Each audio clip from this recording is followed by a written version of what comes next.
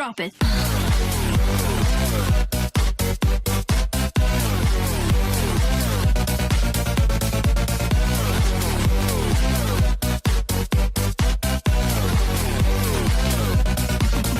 Yeah. What is going on, everybody? My name is Flexy and today I got another video for you. Now this time you didn't have to wait just as long, and today I'm gonna show you my deck profile of the 3 structured deck Spirit Charmer deck.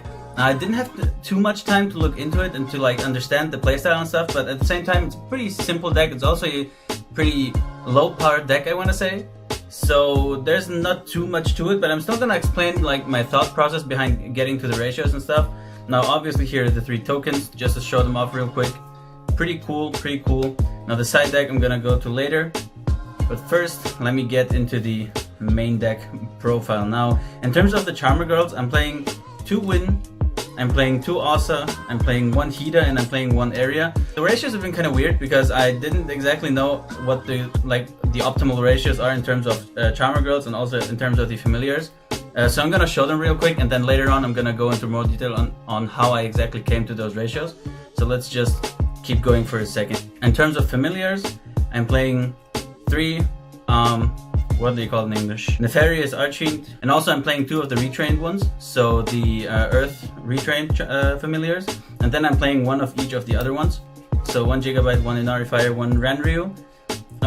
This sort of goes hand in hand with the Charmer Girls because the ratios are kind of depending on the rest of the deck, but one thing I can say now is that I'm maxing out on the Earth ones, and the other ones only at 1 copy because for one I want to have as many different attributes as possible, and at the same time I want to have as many of the Earth ones as possible because that's the easiest way to whip out this one. And he is a sort of a powerhouse in my opinion, because he gains you a lot of advantage. He's like probably the most powerful card in your deck in terms of like attack points and stuff. So my main idea was trying to turbo him out as much as possible.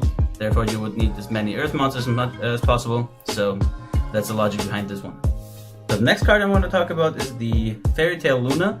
It's a super powerful normal summon, at least relative to the deck's overall power, because it goes +1, so you can search a spellcaster monster with 1850 attack with it on normal summon, and also it has a quick effect where you can basically bounce a monster from your opponent's side of the field, unless he decides to send that same monster from the main deck or extra deck to the graveyard to protect himself from the effect. But still, it can come in really clutch. It goes +1. You can also use it as a discard fodder for other cards. And the next one is the Witchcrafter Golem Aruru.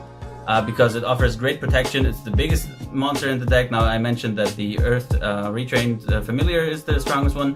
Well, this one is actually stronger, though it's harder to get by and also to summon, or at least it's a little more contentious to summon out. So once you get it out, it's a big beater on the field, and also it bounces a card from the opponent if you choose so, which you probably would have to do in this situation specifically because you don't play any other Witchcrafter cards. So, and then to finish the monster section of this deck profile is the 3 effect veilers. Now obviously hand traps are super powerful in Yu-Gi-Oh! Like probably one of the most powerful game mechanics, I want to say, almost. Especially now with the current meta, you should play as many hand traps as you can afford to play in your deck. So and because this one was given to us in the structure deck, I am not gonna say no. Now we're gonna go on to the spell cards, and there's the 3 copies of Spirit Charmers, which is the new quick play spell as far as I know, which discards you a card and then you can search a card and also set 1 card to your side of the field, which is pretty dope, especially because this way you have a consistent search for the spell and trap cards, which are super powerful, like again relative to the power level of the deck, and therefore I don't think you should play any less than 3 copies of this one.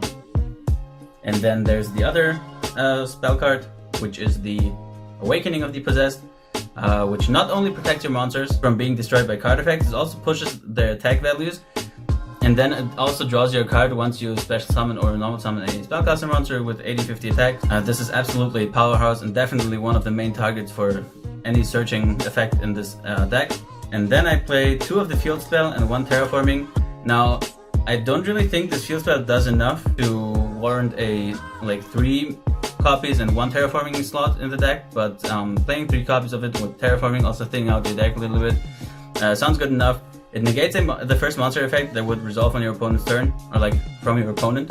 It can help you fix your hand by putting back a spellcaster monster and then searching one with the same attribute. And then there's one of the other obvious ones, which is Raigeki. Now since it's in the structure deck already, I totally think you should play it. It can just help out a lot, and especially against low level decks where there aren't 6 negates or whatever. I'm pretty sure Raigeki can do some solid stuff. And then onto the trap cards, I want to play 3 Possessed Partnerships, I think it's called, because it's a very solid card. It's an interruption, it special summons you a monster back, and also you can banish it from the graveyard to set back your permanent spells and traps, like in archetype, to your side of the field. So even if you have to discard them for the search card or whatever, or your opponent destroys them simply, then you can just set them back after you interrupt your opponent on his turn. And then there's the permanent trap card of the archetype, which is called Unpossessed in English. Last time in my first video that I did the other day, I said not possessed, but I didn't read up on the English names beforehand. My structure decks are in German, obviously, so. But yeah, not possessed is also a pretty big card. I mean, it's a trap card, so it's a little slower, but it still works very good. It pushes your monsters, though the attack points it pushes your monsters for on your turn only, and also only for familiar monsters, which is kind of a letdown in my opinion. But for this, it's an 800 attack gain, so it should help you beat over almost any monster you're likely to face at this power level of decks. Also, it protects them of being destroyed by battle. And then even if there's a monster, like, it only protects your charmer monsters from being destroyed by battle, and the other monsters can still be destroyed. So even if you do lose one monster, you can special summon back a spellcaster monster, which is likely to be a charmer monster, and which this one then can't be destroyed by battle, so it just refuels its power basically. And since it's also searchable with the quick play spell card, and you can set it back with the other trap card, I definitely think you shouldn't play less than 3 of any of the new spells and traps actually. Now the last cards I can show you in the deck profile are 3 Solemn Warning. Now the Solemn Brigade, obviously the most powerful generic counter trap cards in the entire game, maybe even the most powerful counter traps in the entire game. And since we already have the access in the structure deck, I definitely think you should play them, especially because we're already a slower and like more control based strategy. So not playing them is kind of a waste. And now that I've quickly gone over the entire deck list and explained some of the ratios and some of the card choices, I want to go into a little more detail on the ratios with the familiar monsters and the charmer monsters specifically. Now the way I went about building this deck was that I first looked at all the generic powerful cards, and I thought which of these are like a safe choice, right? So for example, the 3 Solemn Warnings are like for sure, I gotta play them. Effect Veilers, super powerful. Fairy Tail Luna, very powerful normal summon, interruption, all that good stuff, like why wouldn't you play it? And then also from the Charmer spell and trap cards, the quick play spell makes your deck way more consistent. The Awakening of the Possessed is a powerhouse of a card. Raigeki, I also definitely thought to myself, I mean you can cut Raigeki, of course, it's like a one-off. You don't play like super many draw cards, so it's not like you're gonna draw through half your deck in one turn and then definitely gonna see Raigeki or whatever. But I personally still thought that I would like it. Then the normal trap is also almost even a safe choice for me. It's an interruption, it can help you gain your resources back.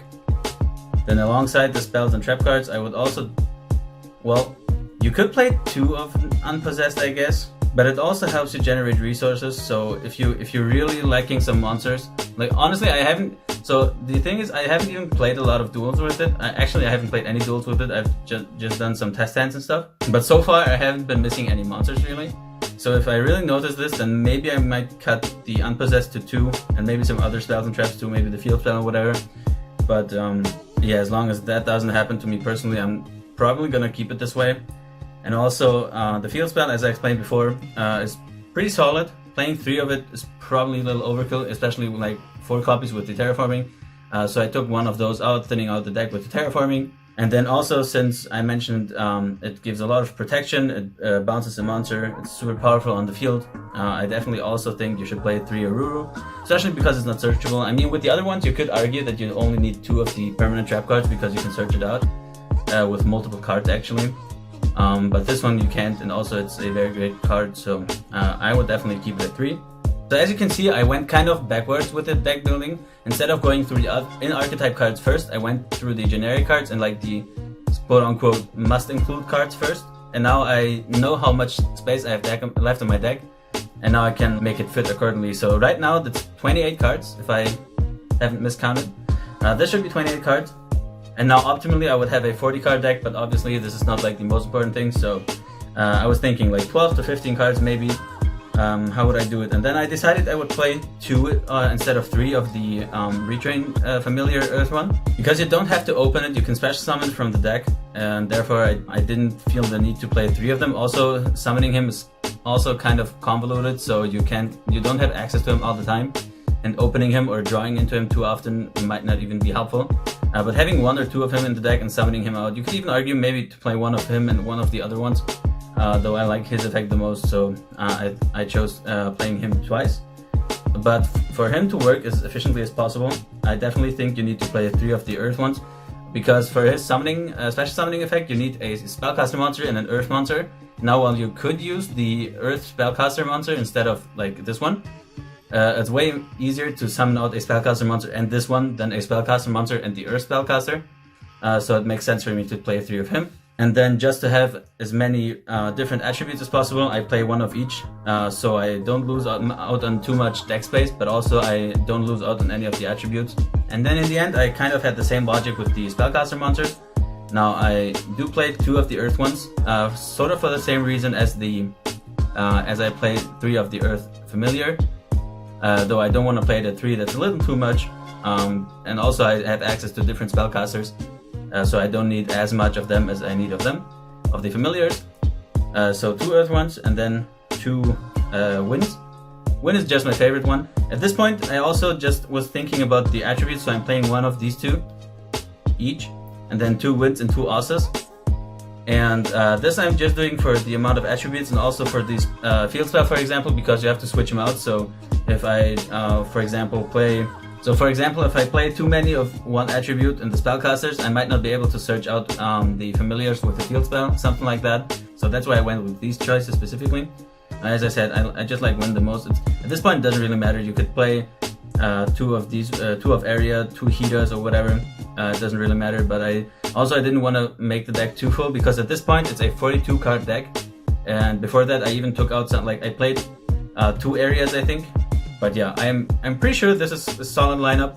If I notice that I'm missing out on any cards, maybe I've also misunderstood or just misremembered an interaction with the searching effects. So I might actually notice that I need to change the ratios. But I'm definitely gonna do an update. Also, I'm gonna do an update video soon because I want to get an extra deck. That's also a pretty big negative, actually, in my opinion, that I did the structure deck without any of the extra deck monsters. I mean, I don't think they're super new. I know that they recently have been released all in Starlight Rares, but especially Hida. Hida's been around for at least a year now, I think. So I don't really understand why they didn't put any of them in. Pretty sad.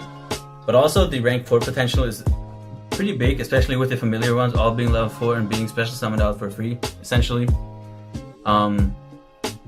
Yeah, so probably in the near future I'm gonna get me some extra deck monsters, some rank 4s, and also the Link 2 monsters. Now, to be honest, I don't know the effects of the Link monsters, so they might not even prove to be as useful as I'm thinking right now. But I'm just, my thought was, well, since they have extra deck monsters already, why not just, utilize them, put them in the deck and stuff. So, also shout out to my boy Iron Jerf, man. On my last video he commented, and I didn't know that beforehand. He told me that they're also a light charmer and a dark charmer. I think they're called Lina and Dark. In a weird spelling though, and that's actually pretty cool, and I'm really hoping that we get some more support in the future, like also a familiar from the light and dark attribute, and maybe some retrains for them too, and just a lot of stuff, because I feel like this deck could be fun, and maybe it has at least a little bit more potential. I'm definitely looking forward to this stuff. And also, before I forget, I can just quickly go over the side deck now. Obviously my card pool was very limited, which is kind of good and a bad thing at the same time. But the side deck cards given to me were, I guess, solid. I mean, 3 Denko Sekka is okay, I guess. Now, if you play a lot of control decks or against a lot of control decks, then that's definitely going to be a good thing. But at the same time, you want to have your trap cards and your you want to set your permanent spells and traps with banishing the normal trap cards. So it's kind of counterintuitive, I want to say, but it can definitely work out. And then I play 3 Twin Twisters. I mean, at this point the choices are kind of obvious, right? Like, there aren't many super different side deck cards. It's these 3, these 6 alongside Dark Ruler No More should basically be a given side deck, and if you are also limited to the structure decks, so that shouldn't be too big of a surprise. Also, Secret Village of the Spellcasters. Half your monsters are spellcasters basically, so that's kind of a given too. And then, just in case you might actually need it, though I don't really I'm not a big fan of this card, but it might prove useful in the future. 3 Book of Eclipse can help you clear some boards maybe. just in case you do happen to have enough monsters with enough attack points to beat over every of your opponent's monster in defense position. Alright everybody, this is the deck profile. Thank you so much for watching. I hope you had as much fun as I did, and maybe I was able to raise your interest in this deck or this archetype a little bit. It's definitely fun for me, and I'm gonna look into it a little more, especially with the extra deck monsters and stuff, as I mentioned before. And in the upcoming week, I'm gonna try and get some replays, or maybe even like some remote duels with my friends. But yeah, so if you have any suggestions, if you maybe also did the 3x structure deck challenge, for example, or if you're just trying to build this deck yourself and you've got some cool suggestions, then I'm definitely open to it. Leave it down in the comments. I always love to hear your guys' suggestions. If you liked this video, then leave a thumbs up. If you didn't, then leave a thumbs down. But also tell me then what you didn't like, because I always try to improve my content. And yeah, basically that's it, guys. So thanks again for watching, and see you the next time.